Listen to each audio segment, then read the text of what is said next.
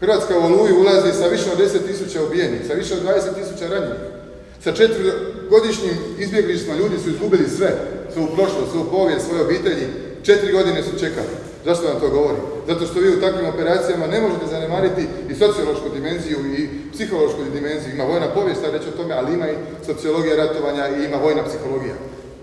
To su stvari koje sve morate uzeti u obzir kada ekipa kreće 4. kolovoza ujutro, koji je to konglomerat svih osjećaja i svega onoga što se događalo u te 4 godine. I sad ćete vi meni to zanemariti. Povijest ratova pokazuje da su reakcije žrtava bile uvijek žestoke. I šta bi se dogodilo da je Hrvatska zaista imala zločinačke namjere sa svim tim kolonama? Šta bi se zaista dogodilo? To je pravo pitanje. Evo, da vas ne bi dalje gnjavio, masove stvari o kojima bi još mogli i pričati i govoriti.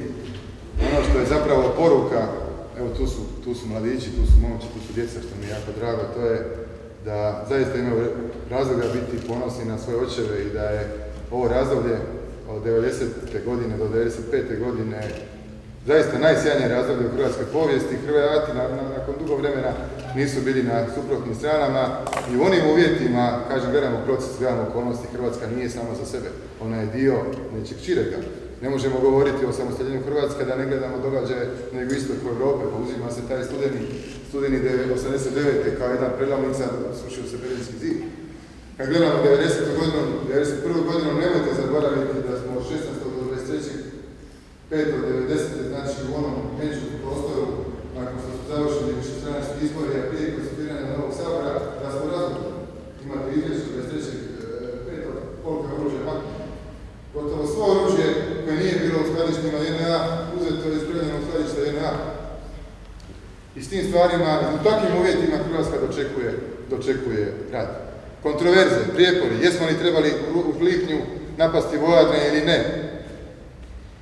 Evo vam Kadijevićeva knjiga kaže, žao mi nam je što Tuđman nije poslušao Špegelja. Pa nek to bude komentar. Jesmo li trebali nastaviti rat 92. godine u siječnju, a ne potpisati primjedje?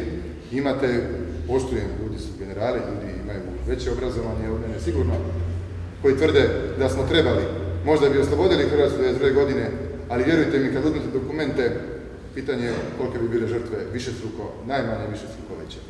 Evo, južno bojište. Nemojmo govoriti na pamet. Uzmite dokumente i pogledajte razliku između profesionalnih brigada, čast iznimkama i pričuvnih brigada. Kako skupiti, kako organizirati, kako zadržati liniju, kako ih poslati. Uzmite dokumente iz 11. mjeseca, gdje god je bila napadna operacija hrvatskih snaga, kad se izvodila sa pričuvnim snagama, koji su problemi. Uzmite broj poginulih u oslobodilačkoj operaciji Hrvatske vojske od studenog prosinca do početka siječnja, zapadna Slavonija, gdje je oslobođeno 2000 km2, prva velika oslobodilačka operacija. Uzmite broj poginulih i usporedite ga sa brojem poginulih u Bljesku i Oluji, gdje je 6 puta više teritorija oslobođeno, pa će vam biti sve jasno. Nemate uvezano, nemate topništvo, nemate zrakoplovstvo, nemate utreniranu vojsku. Imate 200.000 ljudi pod oružjem u prosincu 1991. godine. Kogod je bio u ratu, vidjet će, može mi reći da griješim, ali koliko od tih 200.000 ljudi bilo spremno napadno djelovati u onom smislu da je obučen, da je vojnik. Rat dobija vojnik, dragovoljstvo je preduvjet, s njim smo zaustavili napade, ali rat dobija vojnik, dobija vojska. Maslenica 93. je pokazala probleme, kakve još uvijek imaju i profesionalne postrojbe. Proces, stvaranje, školovanje, pa ne traje faks 4 godine, bez veze, da bi se vi specijalizirali za nešto. To su stvari o kojima moramo voditi računa prije nego što sudimo bilo kome i prije nego što sudimo u tom razdoblju. Zato smatram da je Domovinski rat jedno od najsjajnijih razdoblja i da je Hrvatska učinjena nemoguće. I kad se sjetimo tih 90-ih, opet naglašavam hrabrost i znanje, ali i taj humanizam i solidarnost koja je bila. To su stvari koje čovjek jednostavno, kad se sjeti, bojim se da će se teško ponoviti. Možda do neke veće nove krize. Ne bi je želio. Hvala na pozornosti.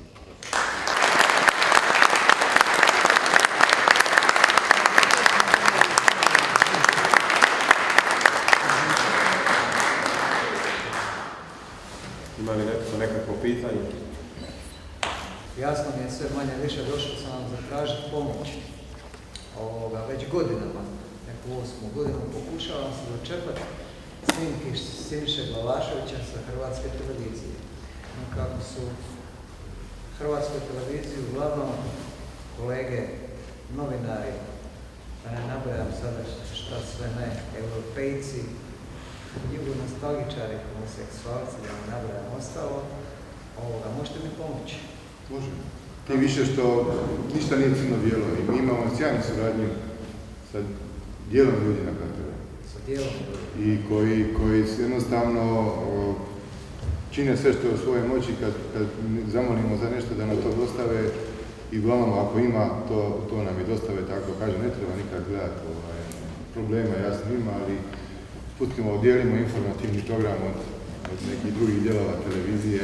Možemo vam pomoći, samo nam treba konkretno, znači dobro, u ovom slučaju Siniša Glavašević, vidjet ćemo. I mislite da će vam reći Slavko Golstein, nema problema dalje. Vidjet ćemo što ima. Jer mi smo, nedavno smo za kukuruzni put radili priloge, zamolili su nas iz Vukovara da možemo nešto nabaviti, dobili smo onoliko koliko ima, dobili smo. Nažalost, dio toga je nestao, često ne u smislu uništavanja, nego iz praktičnih razloga, 1991. godine ljudi bi pustili neku vijest, nedostajalo je kazeta, evo tu je razni snimatelj i onda se odmah s tom kazetom išlo naravno snimat da bi friška vijest išla tamo. To je jedan drugi problem, ali evo, možemo vam tu pomoći, vrlo rado. Samo dogovorit će se. Svjedočenje Stipe Mesića u Hagu 1997. Pročitao sam knjigu doktora Miroslava Turčmana. U toj knjizi isto se iznose dokumenti, većinom dokumenti. Da li je Stipe Mesić krivokletnik i veleizdajnik Hrvatske države jer je po zakonu i ustavu nije mogao svjedočiti jer je bio kao visoki državni funkcioner, nije bio oslobođen čuvanja državne tajne, po ustavu to znači, i gdje se eklatantno vidi iz tih dokumenta i spisa da je on krivokletnik. Interesira me i možda to pitanje drugo, suđenje bosanskim Hrvatima gdje je general Praljak, ako se ne varam, sakupio 90.000 podataka i informatički ih obradio i tražio da mu Stipe Mesić da se uzme to njegovo svjedočenje, ali da ga on pita. To se, koliko znam, nije dogodilo. Možete mi reći vašu nekada?